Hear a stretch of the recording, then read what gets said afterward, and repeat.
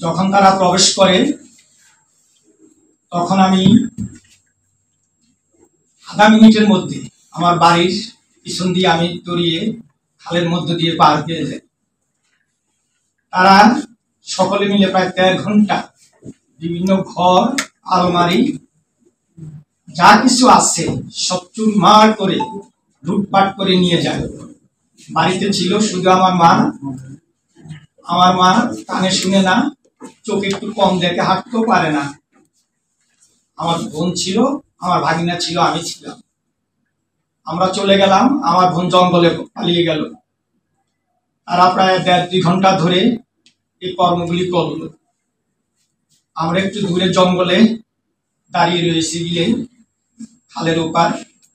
পরবর্তীকালে আবার ১.৫ ঘন্টা বাদে তারা আসলো, মুখের মধ্যে কাপড় দিয়ে।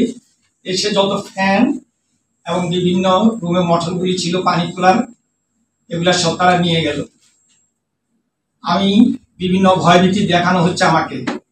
আমি একটা কলেজের অধ্যক্ষ, আমাকে বিভিন্নভাবে তারা হুমকি ধমকি দিচ্ছে এবং আমি যেন কলেজে না যাই। আমাকে বলছে বিভিন্ন পথে তারা আমাকে ধরবে। তারা প্রতিদিনই কলেজে গিয়ে হুমকি দিচ্ছে এবং তারা কালকে ফেসবুকে তারা দিয়েছে যে এখনো তাকে পদত্যাগ করতে এত দেরি হচ্ছে কেন। আমি আপনাদেরকে বলি, আমি আমার কলেজ ২০/৭/২০২০ আমি কলেজে জয়েন করি। এই কলেজে আমি পরপর ২ বার শ্রেষ্ঠ প্রিন্সিপাল নির্বাচিত হই। এবছর আমার কলেজ শ্রেষ্ঠ কলেজ নির্বাচিত হয় এবং আমার কলেজে ৩২টা সিসি ক্যামেরার মাধ্যমে আমি কলেজ পরিচালনা করি। শিক্ষক ছাত্রছাত্রীদের ম্যাগনেটিক হাজিরা এবং একটা সুশৃঙ্খল পরিবেশে আমার কলেজ আমি চালিয়ে যাচ্ছি। আমি আপনাদের কাছে নিবেদন করতেছি যে সারা বাংলাদেশে শিক্ষকদেরকে যেভাবে হয়রানি এবং পদত্যাগ করাচ্ছে, আমি বিস্মিত হয়েছি যে চট্টগ্রাম কলেজ থেকে ৯ জন হিন্দু শিক্ষক আমি এখানে দেখলাম যে ৯ জনকে পদত্যাগ করানো হয়েছে। আপনারা দেখেছেন যে গত ৫ই আগস্টের পর আমরা যে আন্দোলন করেছি, আন্দোলনের পর দেশ স্বাধীন হওয়ার পর থেকেই সংখ্যালঘুদের উপরে নির্যাতন হচ্ছে এবং সেই সাথে শিক্ষকদেরকে জোরপূর্বক পদত্যাগ করানো হচ্ছে। আমি এই জোরপূর্বক পদত্যাগের জন্য তীব্র নিন্দা জানাই এবং সেই সাথে আমি চাই যে যারা এই কার্যক্রমের সাথে যুক্ত তাদেরকে যাতে আইনের আওতায় এনে তাদেরকে দৃষ্টান্তমূলক শাস্তি প্রদান করা হয়। ২০২৪ তারিখ বৈষম্য বিরোধী ছাত্র জনতার আন্দোলনের মাধ্যমে আওয়ামী লীগ সরকার পতনের পর থেকে সারা দেশে সংখ্যালঘু তথা হিন্দু সম্প্রদায়ের উপর সহিংস অত্যাচার, লুটপাট, নারীর শ্লীলতাহানি, মন্দির ভাঙচুর ও অগ্নিসংযোগ করা হয়েছে এবং হচ্ছে। সারা দেশে কয়েকজন সংখ্যালঘু হত্যার ঘটনাও সংঘটিত হয়েছে। তৎপরবর্তী সারা দেশে সংখ্যালঘু অনেক শিক্ষক শিক্ষিকাদের জোরপূর্বক পদত্যাগ করানো হয়েছে। একই সাথে সম্মানিত শিক্ষকগণকে শারীরিকভাবে লাঞ্ছিত এবং মানসিকভাবে অপদস্থ করা হয়, যা ইতিমধ্যে আপনারা বিভিন্ন মিডিয়ার মাধ্যমে অবগত আছেন। প্রিয় সাংবাদিক, মুক্তিযুদ্ধের এই বাংলাদেশের স্বাধীনতা পরবর্তী প্রত্যেকটি নির্বাচনে সংখ্যালঘু সম্প্রদায়ের উপর নির্যাতন ও সহিংসতা সংঘটিত হয়ে আসছে। ছাত্র জনতার আন্দোলনের মধ্য দিয়ে গত ৫ই আগস্ট ২০২৪ তারিখে তৎকালীন সরকার পদত্যাগের পর থেকে সংখ্যালঘু সম্প্রদায়ের উপর সহিংস নির্যাতন আবারও শুরু হয়েছে এবং বর্তমানেও তা চলমান।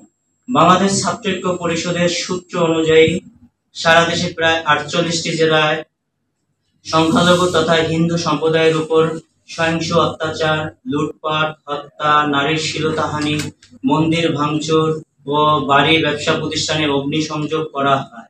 এই সাম্প্রদায়িক আক্রমণ ঘৃণিত অপরাধ এবং বাংলাদেশ বিদ্যমান আইনে ন্যাক্কারজনক অপরাধ হিসাবে গণ্য। বাংলাদেশ ছাত্র ঐক্য পরিষদ বর্তমান অন্তর্বর্তীকালীন সরকারের কাছে সংখ্যালঘু সম্প্রদায়ের উপর পরিচালিত সহিংস নির্যাতনে জড়িতদের চিহ্নিত করে তাদের আইনের আওতায় এনে দৃষ্টান্তমূলক শাস্তির জোর দাবি জানান। প্রিয় সাংবাদিক বৃন্দ, গত 5ই আগস্ট 2024 তারিখের পর থেকে বিভিন্ন শিক্ষা প্রতিষ্ঠানের দায়িত্বপ্রাপ্ত সংখ্যালঘু সম্প্রদায়ের শিক্ষক শিক্ষিকাদের শারীরিকভাবে লাঞ্ছিত এবং জোরপূর্বক পদত্যাগ করানো বাধ্য করা হচ্ছে। ছাত্রৈক্য পরিষদ এর তীব্র নিন্দা ও প্রতিবাদ জানাচ্ছে। প্রিয় সাংবাদিকবৃন্দ, সমাজের দুষ্কৃতিকারীদের প্ররোচনায় আজ আমার শিক্ষক শিক্ষিকা তার নিজের শিক্ষার্থীদের কাছে লাঞ্ছিত। যারা জাতি গঠনের কারিগর তারাই আজ অপমানিত নিজ নিজ শিক্ষা প্রতিষ্ঠানে।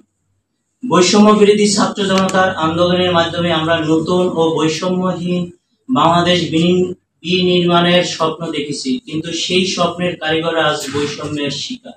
বাংলাদেশ ছাত্রৈক্য পরিষদ চলমান শিক্ষক শিক্ষিকা নির্যাতন এবং জোরপূর্বক পদত্যাগ করানোর তীব্র নিন্দা ও প্রতিবাদ জানাচ্ছে। অন্তর্বর্তীকালীন সরকারের কাছে শিক্ষক শিক্ষিকাদের নিজ শিক্ষা প্রতিষ্ঠানে সসম্মানে ফিরিয়ে আনার প্রয়োজনীয় পদক্ষেপ নেবেন এবং যেসব দুষ্কৃতিকারী শিক্ষক শিক্ষিকা লাঞ্ছনার সাথে জড়িত তাদের দ্রুত শনাক্ত করে দৃষ্টান্তমূলক শাস্তি গ্রহণের দাবি জানান। প্রিয় সাংবাদিকবৃন্দ, বাংলাদেশ হিন্দু বৌদ্ধ খ্রিস্টান ঐক্য পরিষদের সংগ্রামী সাধারণ সম্পাদক, বিশিষ্ট আইনজীবী ও মানবাধিকার আন্দোলনের নেতা অ্যাডভোকেট রানা দাশগুপ্তের বিরুদ্ধে ষড়যন্ত্র হয়রানিমূলক মিথ্যা মামলা দায়ের করায় বাংলাদেশ ছাত্রৈক্য পরিষদ এর তীব্র প্রতিবাদ ও নিন্দা জানানোর পাশাপাশি অনতি বিলম্বে মামলা প্রত্যাহারের দাবি জানাচ্ছি। প্রিয় সাংবাদিকগণ, দীর্ঘক্ষণ সময় ধরে আপনারা আমাদের বক্তব্য শুনছেন। অনেক জায়গায় যে ভিসি প্রভিসি নিউজের পরে যে মনে হয় যে স্কুল কলেজগুলোতেও এটা বেড়ে গেছে। এখন অনেক ক্ষেত্রে দেখা যায় ভিসি প্রভিসি নিয়োগগুলো হয় রাজনৈতিক ভাবে, কিন্তু স্কুল কলেজ এইসব জায়গায় তো আর রাজনৈতিক ভাবে নিয়োগ না, এরা একটা প্রক্রিয়ার মাধ্যমে এসেছে। বিভিন্ন সরকারি শিক্ষকরা বিসিএস এর মাধ্যমে বা নিবন্ধনের মাধ্যমে এসেছে, এটা কোনো সরকারি প্রক্রিয়ার মাধ্যমে তারা আসেনি। এখন যদি আমার কথা হচ্ছে যে যেসব শিক্ষকরা যদি রাজনীতির সাথে জড়িত থাকে বা যে সরকার চলে গেছে তাদের এই মদতপুষ্ট হয়, তাদের বিরুদ্ধে কিছু করা হোক। কিন্তু যারা সাধারণ শিক্ষক এবং একটা শিক্ষা ব্যবস্থা যদি ভেঙে যায় তাহলে তো দেশের ভবিষ্যৎটাই সমস্যার সম্মুখীন হয়ে যাবে। এবং বিভিন্ন সংখ্যালঘু শিক্ষকদের টার্গেটেড ভাবে যদি এইভাবে পদত্যাগ করাতে বাধ্য করা হয়, বা দেখা যায় অনেক ক্ষেত্রে অনেক শিক্ষার্থীও না, দু একজন শিক্ষার্থী আছে, বাইরের শিক্ষার্থীরা সাবেক হয়ে গেছে, তারা গিয়ে যদি শিক্ষকদের টর্চার করে মানসিকভাবে তাদেরও একটা পরিবার আছে, একটা শিক্ষক যদি অপমানিত হয় মানে তাহলে, এবং তাদের ভিডিও করা হচ্ছে, বিভিন্ন জায়গায় দেখা যাচ্ছে যে ভিডিও করে ছেড়ে দেওয়া হচ্ছে। এটা একটা লাঞ্ছনা। শেষ বয়সে একটা মানুষ যখন প্রিন্সিপাল হয় বা প্রধান শিক্ষক হয় একদম শেষ বয়সে এসে তারও তো সন্তান আছে, পরিবার আছে, তারাও যদি দেখে একটা তাদের মান সম্মানের প্রতি একটা খুবই খারাপ অবস্থা। আমার ফ্যামিলিতে 4 জন শিক্ষক, তারা অনেকেই আতঙ্কে আছে। আমি একটা এই ফ্যামিলি থেকে আসছি, তাদের প্রতি আমারও সম্মান, সবারই শিক্ষকের প্রতি একটা সম্মান করা উচিত। আমি যদি অভিভাবকদের সম্মান করতে না পারি তাহলে আমি আমার ভবিষ্যতে আমি কি করতে পারবো? আমি অবশ্যই চাই যে যারা যদি কোনো শিক্ষক ইন্ধনদাতা থাকে বা আওয়ামী লীগ রাজনীতির সাথে জড়িত থাকে তাদের বিরুদ্ধে, সাধারণ যারা শিক্ষক আছে তাদের বিরুদ্ধে যেভাবে যেন ঢালাওভাবে অপমান অপদস্থ না করা হয়। এবং আইন আছে দেশে, আইনের মাধ্যমে যদি কিছু করতে হয়, তাদের যদি কোনো দুর্নীতি থাকে আইনের মাধ্যমে সেটা ব্যবস্থা নেওয়া হবে।